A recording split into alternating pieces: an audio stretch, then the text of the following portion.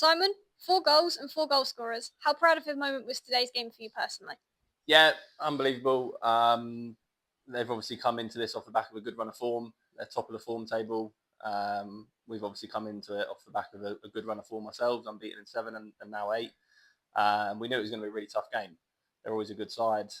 We've obviously already been over to their place and sort of equalised last minute, and we knew we'd be up against it. But yeah, it's to come away with 4 goals, 4 different goal scorers, another clean sheet for Chaz. That's 2 on the bounce now. Yeah, great day's work. 1 up at half time. What was important to carry over into the second half?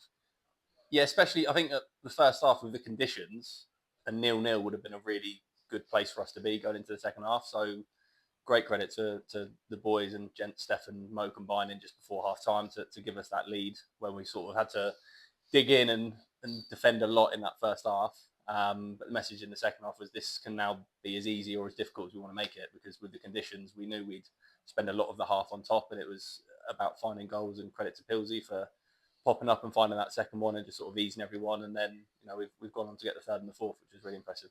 2 goals in very quick succession today, and to top it all off, a penalty at the end. It's safe to say this game had it all. It was very end to end. How important is it to understand the momentum of the game?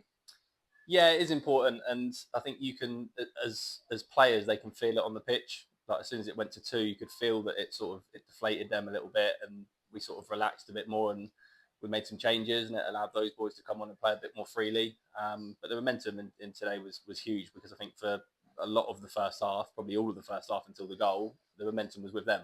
We couldn't get a grip of the game. So to get that goal before half time was probably the most important part of the game. What would you say today's result shows about the dynamic of your team?